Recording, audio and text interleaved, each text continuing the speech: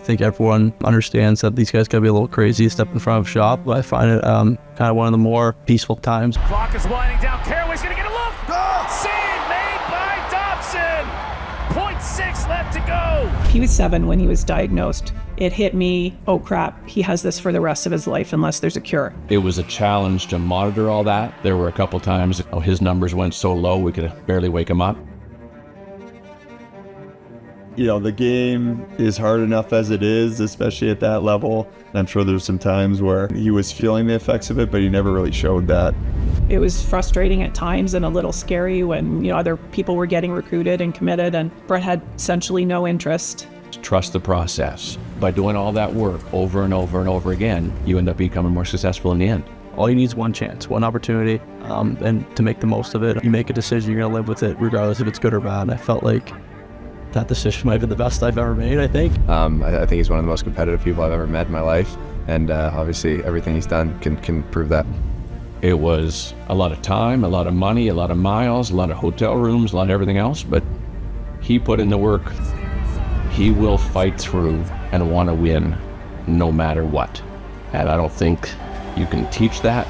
We've worked hard trying to instill that, but he is going to do everything he can to get the job done.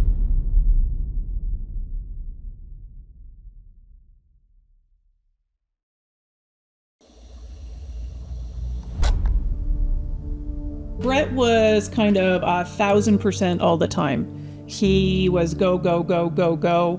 Played sports all the time. He started walking around 9 months. He was shooting baskets at 10 months. Very active, always playing sports.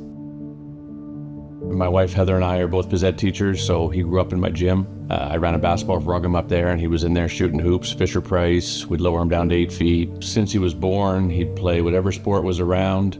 His competitiveness was off the charts. He would do whatever it takes to win at a game, figure out how to get things done, practice. When it came to baseball, we never bothered playing t-ball or that kind of stuff because he could hit a baseball starting at the age of 3 or 4.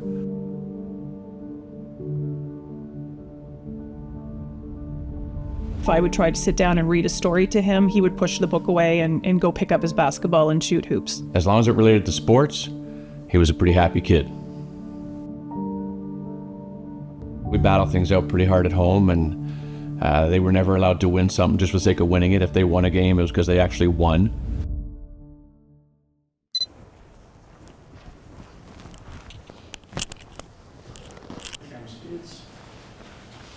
Brett Dobson, take one. I'm Brett Dobson, goalie for the Utah Archers and the Georgia Swarm.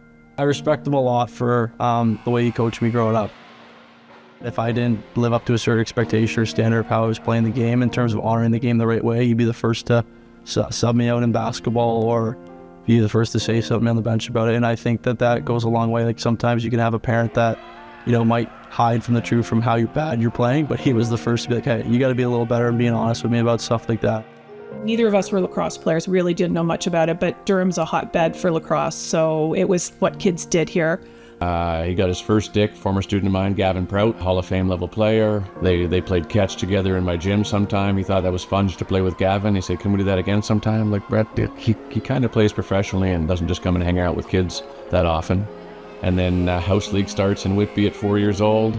They started playing rep at 5 years old, and he's been busy with it ever since.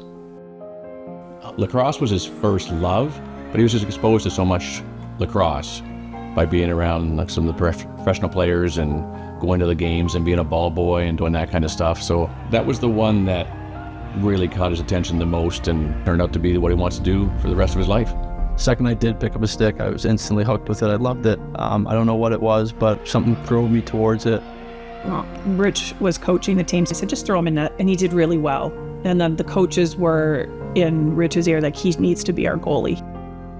We were lucky. If we look back at his paperweight lacrosse team, I bet you there's 6 guys on there who are playing professional sports at some point. He was around some pretty good kids. Dad obviously coached me when I was younger, and our goalie had heat stroke. My dad was like, hey, if you're going in net, I was like, okay. Loved it, loved every second of it.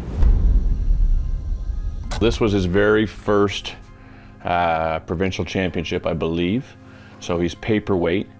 And that's the team I was telling you about. If we went through that, 3 play in the NLL, 2 play in the PLL, 2 or 3 are playing pro hockey. I think there's one Hall of Fame hockey coach in there, and then a couple of scrubs like myself behind the bench, and that's what they wore when they first started with that one. So yeah, that was literally his first real lacrosse helmet. Kind of funny to see the guys in this picture, because they're all 6 years old at this age. And letting me see them go pro after that was kind of neat. Having a really good junior A program and having great coaches that played senior A in Canada, I think helped make me and mold me to where I am. For myself, I played with Dyson Williams and Sean Wesley from 4 years old up until I was graduating college, and I'm still lucky now to keep playing with Dyson, whether it be with Team Canada or with the Utah Archers. Met Brett, early days of Whippy Lacrosse, growing up, kind of playing, with Wes and Dauber. When he first started playing, Dauber was actually a player. He wasn't a goalie right off the bat, so he always jokes about how, he could be a goal scorer now, but we all know that's not the case. Always all about sports, for sure. Like, he was always wanting to play whatever game it was. So yeah, I think a lot of growing up with him was just like competition. Let's play mini sticks in the basement, mini sticks hockey, mini sticks lacrosse, whatever we can get our hands on for some sort of competition. He was all over it.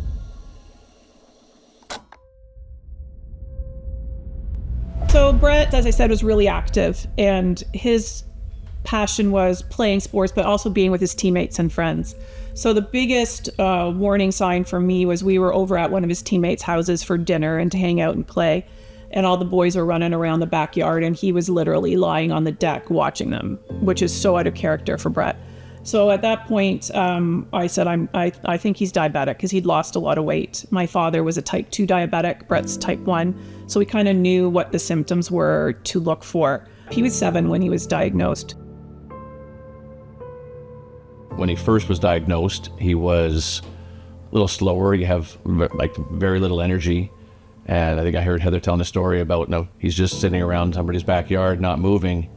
Those are tough to watch that happen, and he was skinnier than I've ever seen him. He was in the hospital for, a day or two, and then we had people coming into the house for a few weeks. It hit me, oh crap, he has this for the rest of his life unless there's a cure. When I was first diagnosed, it was crazy because I wasn't necessarily being myself. I didn't know at the time, but I knew I lost a lot of weight. I like being a part of things with my friends and playing sports, and I wasn't able to do that. So I remember when I first got diagnosed, I asked the doctor if I could play sports again. He kind of laughed at me and said, yes, you can. You just got to manage your blood sugar levels a little differently than everybody else. So I think that hearing that type of news was, obviously huge for me. It was a challenge to monitor all that. There were a couple times, especially when he was just starting out, that his numbers went so low we could barely wake him up. We always used to test him before we went to bed to check his blood sugar. And his blood sugar was extremely low, dangerously low, and we couldn't wake him up. But that was a really scary time where we both realized it could have been bad. That's part of the reason why he became a goalie. He realized that the running really impacted his blood sugars and it was harder to control. So being in net where there's less running helped us monitor his blood sugars. All he could do at the time, or we thought he should do, was go in net, and then he's never gotten out since. We were upset at first, but then realizing that it's not the end of the world. There's nothing that having diabetes can stop him from doing. He's on a pump now, which makes life a whole lot easier. Back then there were 4 or 5 injections a day. Technology nowadays has kind of came a long way. When I first started, it was on needles. I could only eat at a certain time frame. I became more comfortable in my own skin with diabetes. I felt like at a young age I wanted to just be a regular kid, have no problems at all with me. So I felt like once I learned to appreciate that I have this disease and I'm not the only one that has it, it's gone a long way. My name is Brody Merrill. I'm the athletic director at the Hill Academy. A one-time varsity head coach at the Hill, where I coached Brett for a number of years. It was pretty impressive in hindsight now to look how he managed that and was still able to perform at such a high level. It was never really a distraction. That's a tough thing for a teenager, right, to have to deal with. The game is hard enough as it is, especially at that level. That's a testament to him managing that. I'm sure there's some times where he was feeling it and feeling the effects of it, but he never really showed that. Obviously shows kind of how tough he is, both mentally and physically. And he's been able to do some great things in spite of being diabetic. You just got to make sure that he is taking care of his numbers, and it's never perfect.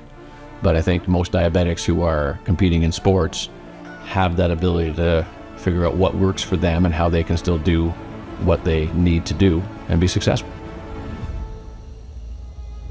We were pretty adamant initially he wasn't going to go to the Hill because it was too expensive. It just isn't something we really felt we could afford. And he wore us down. Please, Mom, can I go? Can I go? Because many of his friends have already committed, like Dyson William has already committed, and a few other boys that he grew up with. And he's like, finally, we found a way to make it work financially for him to go. Brett was begging and begging and begging to be able to go to the Hill. I'm not used to having to pay for some kid to go to school when it was free, 3-minute drive away. We worked extra jobs to do whatever we had to do to make sure he could get there and be happy, and same thing with his sister afterwards. It just became his next step in the family of lacrosse.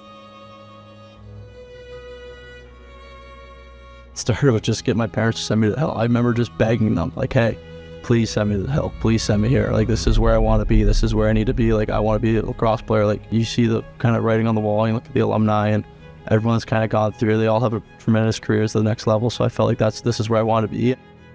I believe that Brett is where he is as a field lacrosse goalie because of the Hill. Once I got here, I kind of had a real eye-opener that, like, you gotta be ready to compete and practice every day and push yourself.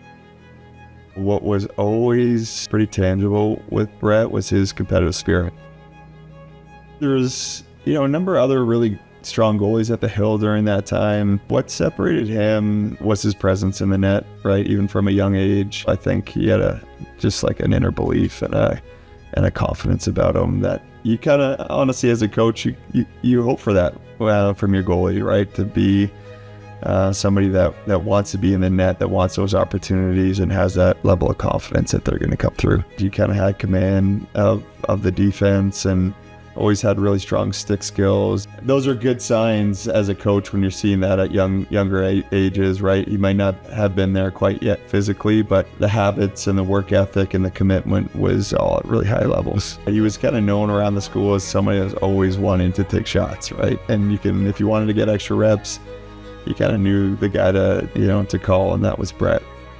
I found I kind of really excelled doing extra reps after practice every day, and that's just kind of stacking days on days after that. And I remember myself and one of my coaches at the time, Riley O'Connor, I'd be like, hey, can we get shots out in the backfield? I'd order a grilled cheese at the lunch stand, and I'd be waiting for it to be ready. I'd be boom right outside right away, and I'd be taking shots until it was time to go back to class, and I'd do that 2 or 3 times a week. I've never seen someone work harder for what he wants to achieve. Like, anything he had, dream-wise or goal-wise, like, he was working hard, and things didn't come easy for Brett. I think that was like something that was very different between the two of us that I didn't really have a sense of like gratitude for until like I was obviously older. Brett had to work for everything, whether it was his grades, his diabetes, like just to be healthy enough to show up to practice, like to play, to be a goalie, all these things. Like, he really had to work for everything. It just became the process. Trust the process. Build all the things up that need to be built up to be successful when you're playing, and keep working on that. Control the things you can control. By doing all that work over and over and over again, you end up becoming more successful in the end.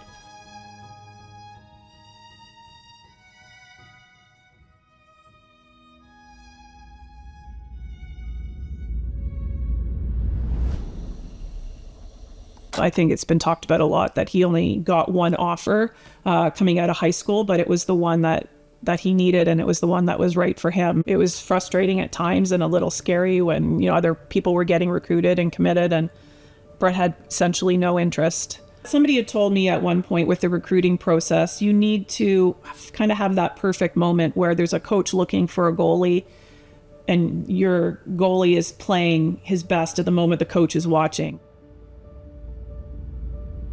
It was hard. I think it's tough because I had a lot of really good friends that were really good lacrosse players, and they're getting a lot of offers from these big schools, and sometimes at night you start to wonder, like, hey, why are they getting it when I'm just as good, in my opinion, or I'm on the same team as them, we're having all this success. But at the end of the day, I think everything happens for a reason. I think for myself, like, understand that, like, hey, all you need is one chance, one opportunity, and to make the most of it. Being able to have that one offer from St. Bonaventure, I think really kind of hit home for me. And I felt the connection with Coach Mearns, just being a Canadian, and he was coaching Team Canada at the time, and like, I want to play for Team Canada. This is where I want to go. Like, I'm sure he's gonna be able to help guide me. And honestly, looking back at it, I wouldn't change my decision of going there and not taking an extra year of high school.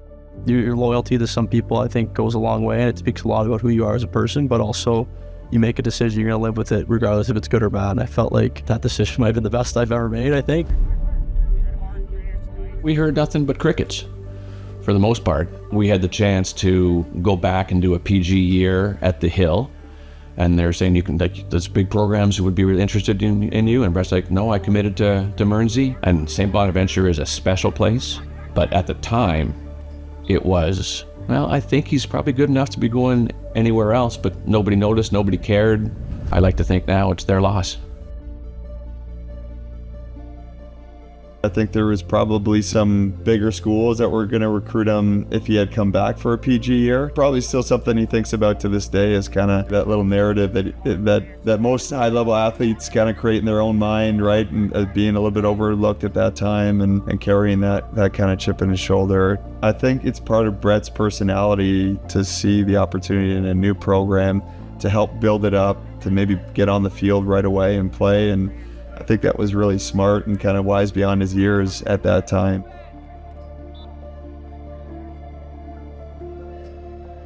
He's putting in all that work at the Hill day in and day out, so he knows what he was capable of. So he was facing all those kids that are getting top 10 ranked recruits in the class, so he knows every day that he's stopping them. I think sometimes when you kind of write me off, I think it just gives more fuel to the fire to kind of be able to go prove somebody wrong.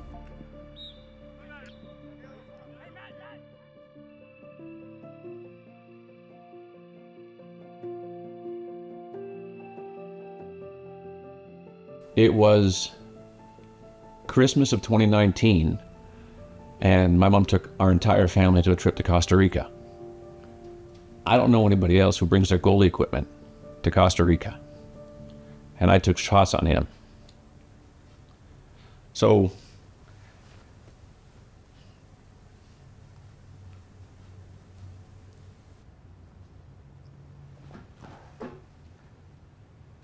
he just wanted it. He wanted it, and he kept on going. He wanted to be the best player there was out there. He wanted to be the best goalie, and he strived hard towards it. I think it was his second year, he got invited to the Fall Classic to play with Canada, and he played really well against the Americans. And I think we were like, wow, maybe he can play internationally. I think that was for him a moment too, where he was like, I can play with these guys. And that really gave him confidence and motivation going back to St. Bonaventure for that year. And unfortunately, that was the year we got shut down with COVID. We knew there was a chance. He could have gone back for a fifth year. He has COVID year, and he, smart kid, realized there were, I think, 3 goalies retiring that year. So if there was an opening and there was a chance he could do it, and it was his dream come true.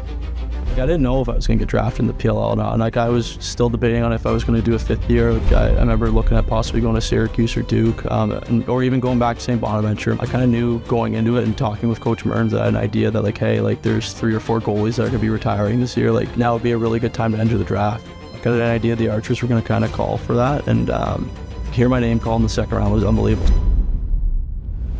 For me, I wanted to be a pro lacrosse player, so the best way to do that is to go as quickly as possible. Let's send it back to the coaches as our next pick is in here in the 2nd round, and it's Coach Bates. With the 12th pick, the Archers Lacrosse Club select goalie Brett Dobson.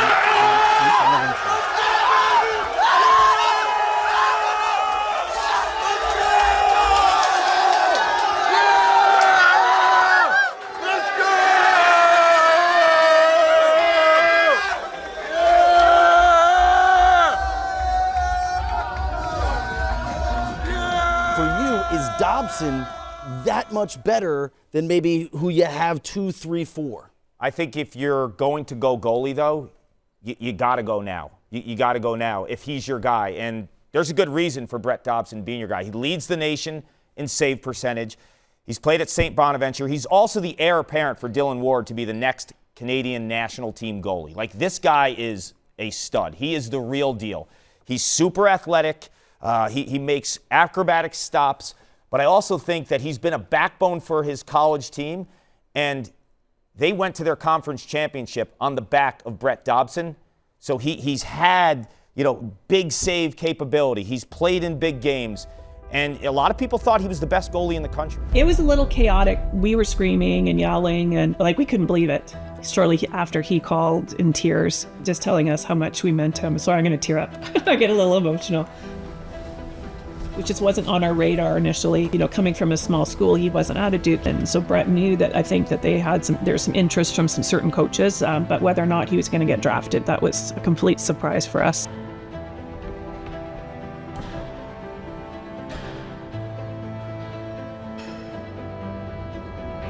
This is all he's ever wanted to do. He didn't go to university to get a degree. He went to university to play lacrosse. Just to finally get that recognition that he deserved. He was just so undervalued his whole career, and to finally see him break through and get those moments and that recognition. When you watch somebody day in and day out, you watch their struggle to finally achieve those dreams, and that's somebody that you care about so deeply, that you look up to your whole life, that you're just so proud.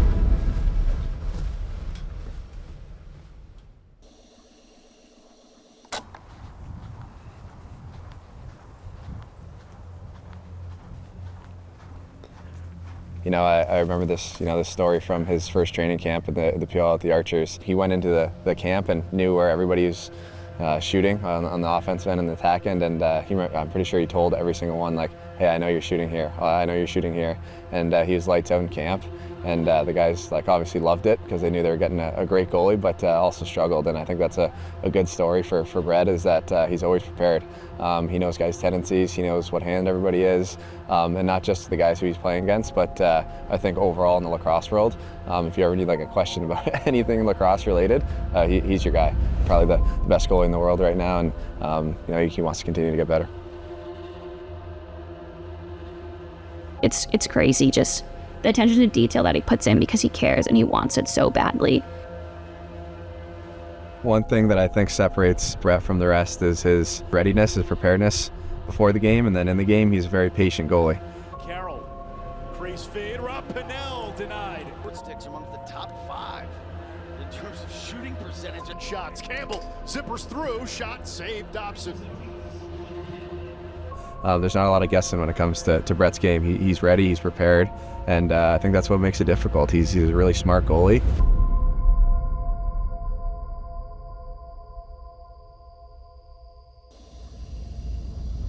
Getting in the playoffs, it was all that mattered, was winning. I was kind of irritable at that point because I was putting so much effort into making sure I was ready to go, ready to play. And we got into that championship. Weather was a little wet, it was a little rainy. It was a pretty cool experience playing in a big stadium like that. Once they won the semis, I talked to my coach the next day and was like, listen, my brother's in the championship, I really want to go. He was like, I chalked it up as somebody missing for a wedding. And I said to my coach, I said, no, I think this is more important than my brother's wedding. And he would tell you that. I remember sitting with my dad in the stands. My heart is racing. Courier gets it back.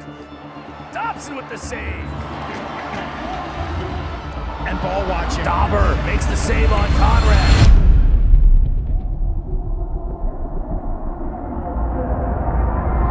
I guess I got kind of lucky at the end of the game there, making a big save. Clock is winding down. Caraway's going to get a look. Goal! Save made by Dobson. 0.6 left to go. It's a great find by McCardle. This is a legit attempt by Caraway and Dobson. And this is a two-pointer. So this would have won the game. This would have tied it. Shot inside. Dobson is able to steer it aside. And Archers win the title.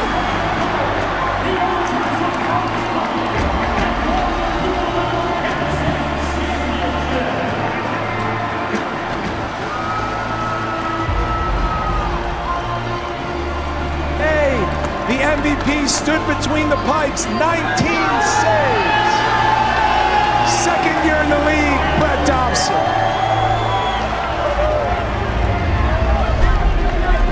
Celebration for the Archers, winning their first PLL title, and that man right there.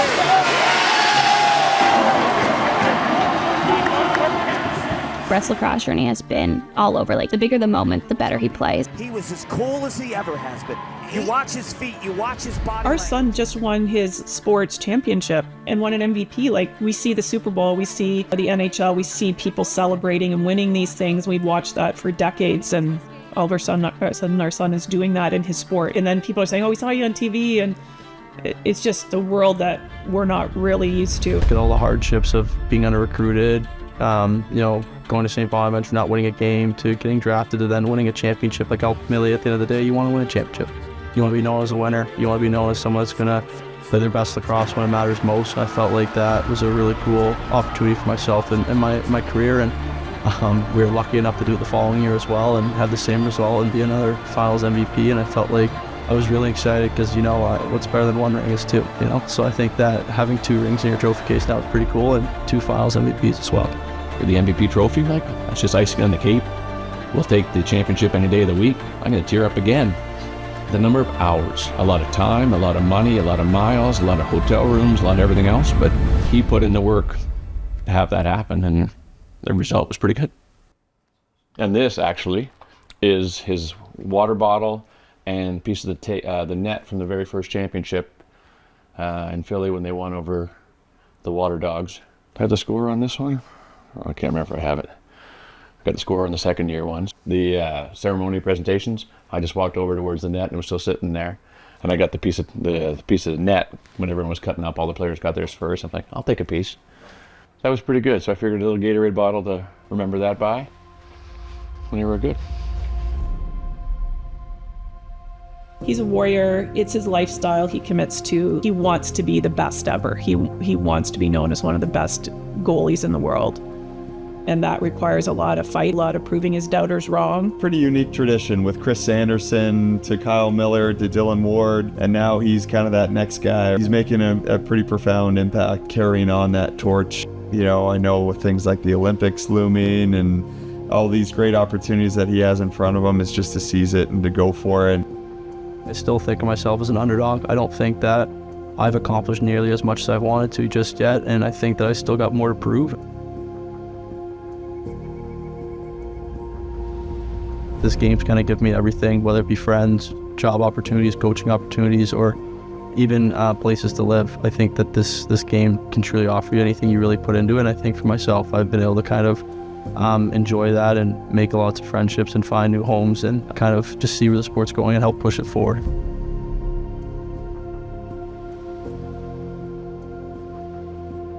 We still pinch ourselves, especially my mom. She's 85 years old. We go to games and kids are getting autographs. I'm like, it's her grandkid, right? Yeah, it's pretty neat to just have kids look up to him, just for him to be that role model for certain kids and to be up there. It's you see it on TV, but you don't think it's going to be your own kid doing that.